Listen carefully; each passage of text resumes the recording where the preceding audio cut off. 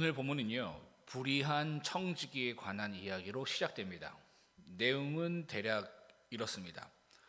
부자 주인을 대신해서 재산을 관리하는 한 청지기가요, 주인의 돈을 자기 마음대로 낭비하여 쓰다가 그 사실을 주인에게 들키게 된 겁니다.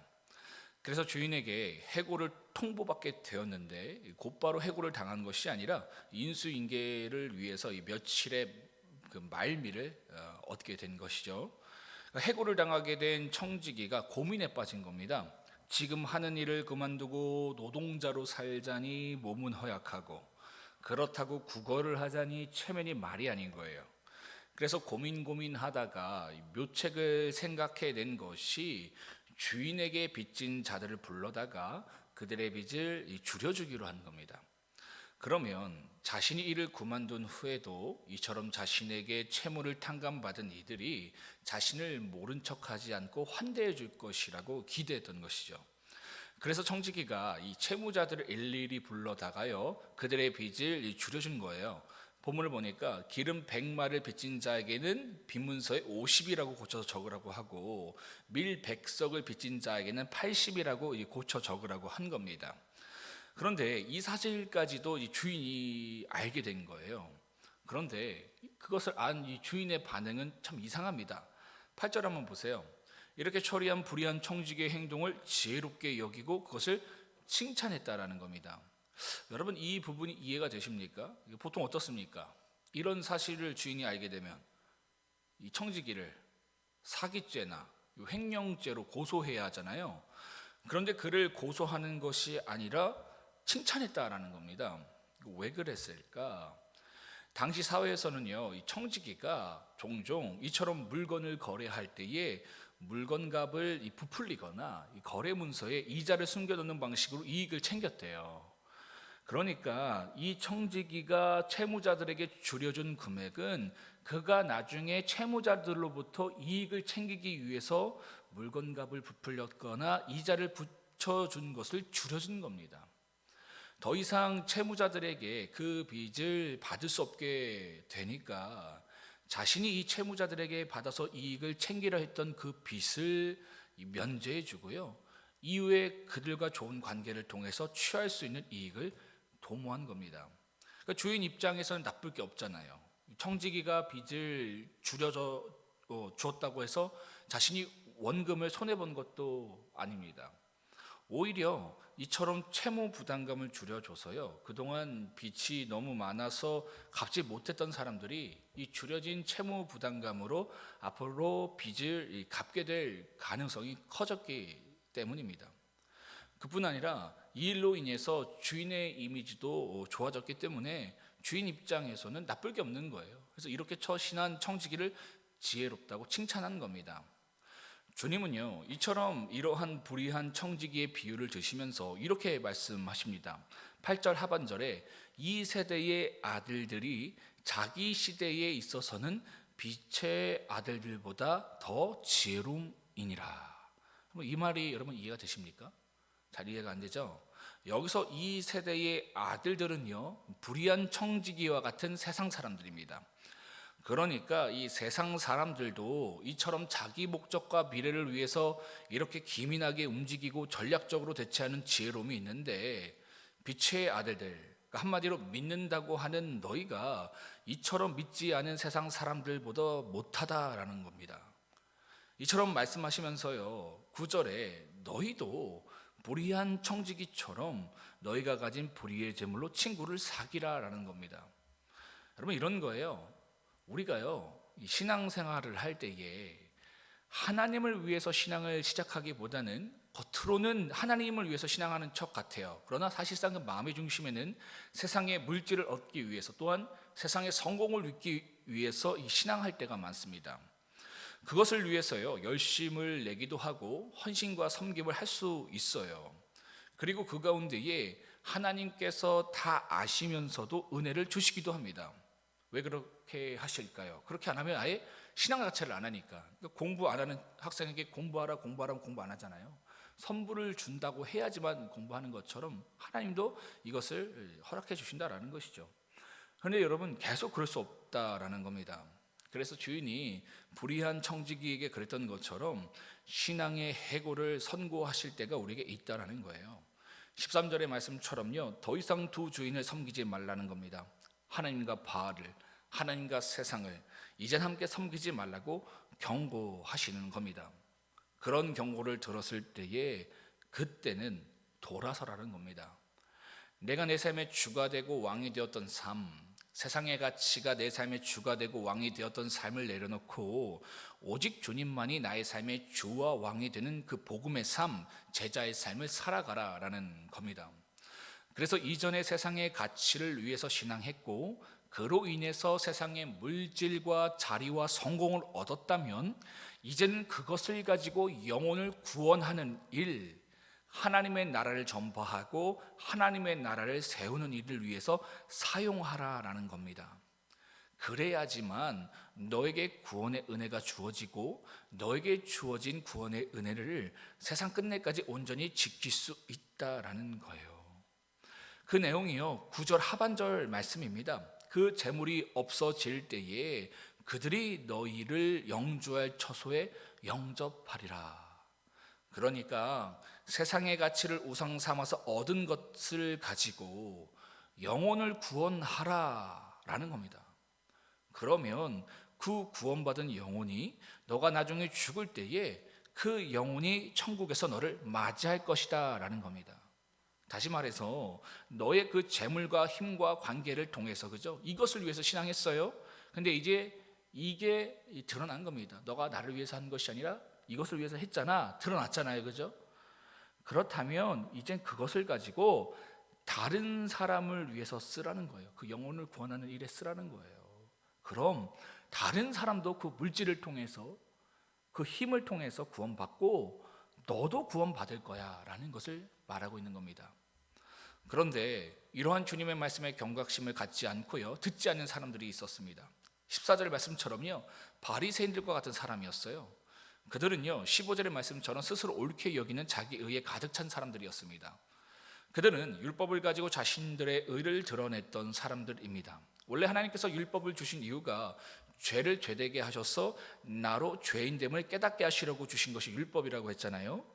그런데 자신이 지킬 수 있는 것은 자랑하고 지킬 수 없는 내용은 변경하고 나머지 것들은 위선으로 포장해서 마치 그것을 자신들이 지키는 것처럼 다른 사람도 속이고 자신도 속이고 하나님도 속였던 사람들이 이 바리새인들이었습니다. 그래서 주님이요, 그들에게 율법을 주신 겁니다. 복음을 주신 겁니다. 복음은 율법과 다른 것이 아니라 율법의 완성이라고 했습니다. 그래서 주님이요, 17절의 말씀처럼 율법의 한 획이 떨어짐보다 천지가 없어짐이 쉬우니라 라고 말씀하신 거예요. 그러니까 율법에 문제가 있는 것이 아니라 그것을 가지고 너희가 자기를 의롭게 여기는 것이 문제다라는 겁니다. 그래서 주님이 복음을 주신 거예요. 예를 들어서 이런 겁니다. 내가 왕이에요. 노예가 나를 한 대 때렸어요. 그래서 율법에는 어떻게 쓰였다고 했습니까? 내가 한 대 맞으면 한 대를 때리는 것이죠. 근데 이것도 쉽지 않다고 했어요. 왜? 내가 왕인데, 힘이 있는데 한 대 맞았다고 해서 한 대 때리는 거 이거 쉽지 않다라는 겁니다. 그런데 그걸 또 한다고요, 사람들이. 왜? 그런 행위를 통해서 내게 이익이 주어지고 칭찬이 주어지면 한다라는 거예요. 그리고는 자신을 훌륭하게 여긴다라는 것이죠. 그래서 주님이요, 한 대 맞았으면 한 대 때리지 말고 오른밤도 내놓으라는 겁니다. 또 이거 하는 사람 있어요. 꼭 하는 사람이 있어, 또 자기를 위해서. 그래서 주님이 또 이러는 거예요. 그것도 한 번 하는 것이 아니라 뭐예요? 7번씩 70번이라 하라는 것이죠. 이건 못하죠. 이거 흉내낼 수 없는 겁니다. 결국 이러한 내용을 통해서요, 내가 죄인이라는 사실을 알라는 것이 복음입니다. 그래서 복음은 율법의 형식은 폐했지만요, 그 율법의 정신과 의미를 오히려 확장시킨 것이 복음입니다. 그런데도 이러한 복음을 주님께 들어도 끝까지 자신을 옳게 여기고요, 신앙도 자기를 위해서, 자신의 부와 성공을 위해서 신앙까지도 도구로 삼는 사람들이 이 바리새인들이었다라는 것이죠. 그래서 주님께서 부자와 나사로의 비유를 드신 겁니다. 여기서 부자는 바리새인들과 같은 사람들이에요. 끝까지 자기를 옳게 여기고 자기 중심적인 신앙을 하는 사람들, 그러니까 신앙까지도 자신의 탐욕을 이루기 위해서 수단으로 삼았던 사람들을 상징하는 겁니다. 그가 세상에서 그가 목적한 대로 부자로 살았어요. 여러분, 그럴 수 있다고 했습니다. 내가 이처럼 신앙을 해도요, 세상에서 형통할 수 있습니다. 하나님의 가장 큰 징계가 뭐라고 했습니까? 내버려 두심이라고 했잖아요. 여러분, 하나님 뜻이 있어서 우리에게 세상의 부와 형통이 주어질 수 있습니다. 요셉과 다윗과 에스더처럼 영혼을 구원하고 나라를 구하기 위해서 이렇게 주어질 수 있어요. 반대로요, 하나님과 상관없이 철저하게 세상의 가치를 추구하는 것을 통해서 세상의 부와 형통을 얻을 수 있습니다. 당연하겠죠. 누구보다도 철저하게 세상의 방법과 가치를 따라 살아가면 갈수록 그러한 세상의 가치를 우리는 얻을 수 있습니다. 그러니까 잘못된 신앙관이 오히려 이것을 도와줘요. 이 세상의 방법과 가치를 철저히 따라 살다 보면 여러분, 때로는요, 타협을 해야 하기도 하고요, 위법을 저질러야 합니다. 로비도 해야 되고요, 접대도 해야 돼요. 그러니까 이런 것을 하면 그래도 마음에 양심이 있어서 이것을 놓고 고민하게 되잖아요. 그런데 이 잘못된 신앙관을 가지고 있는 사람들은요, 그냥 교회에서 회개만 하면 죄가 없어지는 줄 알고 또다시 세상으로 가서 죄를 짓습니다. 그러니까 세상 사람보다 더한 거예요. 최소한의 양심까지도 잘못된 신앙으로 작동하지 못하게 만들어버린 거예요. 그러니까 세상 사람들은 이런 것들을 하면 마음에 그래도 찔림을 갖고 있어요. 근데 잘못된 신앙관을 가진 사람들은 뭐예요? 교회를 이용하는 거예요. 그러니까 와서 회개하고는 뭐예요? 나 이제 됐어. 그러니까 최소한의 양심까지도 죽여버리고, 그리고 더 악랄하게 세상 사람들보다 돈을 버는 겁니다. 성공을 추구하는 겁니다. 그런데도 하나님이요, 이것을 내버려 두신다라는 거예요. 무섭죠. 이것이 가장 큰 하나님의 징계인데도 불구하고 자신이 잘하는 줄 압니다. 야, 내가 하나님 뜻 가운데 있는구나, 하나님 은혜 가운데 있는구나, 내가 그래서 이렇게 세상 가운데 가도 형통하는구나. 징계인지 모르고 그것을 형통으로 여긴다라는 것이죠.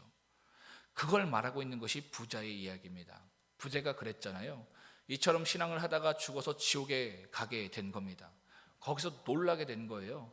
주님이 선포하신 복음을 듣고도 바리새인처럼 그 말씀에 귀를 닫고 자신의 뜻대로 신앙까지도 자신의 탐욕을 이루기 위한 수단으로 삼을 뿐만 아니라 그로 인해서 자신에게 주어지는 부와 성공을 통해서 자신이 하나님 앞에서 꽤나 신앙을 잘하고 있다고 착각했던 그가 이제는 비참한 신세가 되고 만 겁니다. 그는 영원한 사망이 있는 곳에서 그제야 후회를 했습니다. 이미 그 후회는 늦은 것이죠. 제가 회개에도 때가 있다고 했죠. 늘 회개할 수 있는 것이 아닙니다. 회개에도 기한이 있다라는 거예요. 그날이 언제 부자처럼 우리에게 닥칠지 모른다라는 겁니다. 이처럼 후회한 부자는요, 자신의 가족이라도 구원해 보고자 27절의 말씀처럼 주님께 이런 요청을 하는 거예요. 자신의 집에 천국에 있는 나사로를 다시금 살아나게 하셔서 복음을 전하게 해달라 요청한 겁니다. 그런데 주님이 뭐라고 하십니까? 이 31절의 말씀처럼요, 너가 그렇다고 해서 믿었니? 라고 물어본 거예요. 결국은 너가 그렇게 해서 믿었니? 너가 내가 오병이어 기적을 일으키고 죽은 자를 살리는 것을 보았다고 해서 내가 전한 복음을 네가 믿었니? 라는 거예요. 너도 못 믿었는데 너희 가족들이라고 믿겠니? 이 얘기하는 거예요. 너의 죄된 틀과 의와 탐욕에 갇혀서 내가 보여준 수많은 기적과 생명과도 같은 말씀을 들었음에도 너는 믿지 않았어. 너희 가족들도 마찬가지야. 말씀하신 겁니다. 여러분, 우리는요, 착각한다고 했죠. 내가 엄청난 표적과 기적을 보면 믿을 수 있다고 생각합니다. 안 그렇다고 했어요. 그죠? 이스라엘 백성들 보세요. 홍해가 갈라지는 것을 보고 메추라기와 만나가 하늘에서 떨어지는 것을 봐도 하나님을 믿지 못했습니다. 우린요, 내가 좋은 교회를 만나지 못해서, 좋은 목사님을 만나지 못해서 믿음을 갖지 못한다고 생각해요. 아니요, 예수님이 오셔서 말씀을 하셔도요, 나는요 그 복음을 받아들이지 않아요. 받아들일 수 있다고 생각하는 거예요. 예수님이 오시면, 그죠? 그러면 난 믿을 수 있을 거야. 제자들도 안 된 거예요. 근데 그렇게 착각한다라는 거예요. 그렇지 않습니다. 내가 만약에 그럴 수 있다고 생각하면요, 교만한 거예요. 여러분, 복음을 어떻게 그럼 받아들일 수 있습니까? 겸손함으로 받아들일 수 있어요. 가난한 마음, 애통한 마음, 주님을 전적으로 의지하는 어린아이와 같은 마음이 있어야 복음을 복음으로 받아들이고요, 주님을 주님으로 받아들여서 천국을 소유할 수 있는 겁니다. 저와 여러분에게 이러한 마음이 있기를 축복합니다. 내게 필요한 것은 여러분 기적도 아닙니다. 좋은 교회, 좋은 목사도 아니에요. 나의 죄를 죄로 볼 수 있는 정직한 시선이고요, 주님 앞에 무릎 꿇을 수 있는 겸손한 마음입니다. 바라옵기는 이러한 시선과 마음이 이 아침 우리 모두에게 있길 주님의 이름으로 축복합니다.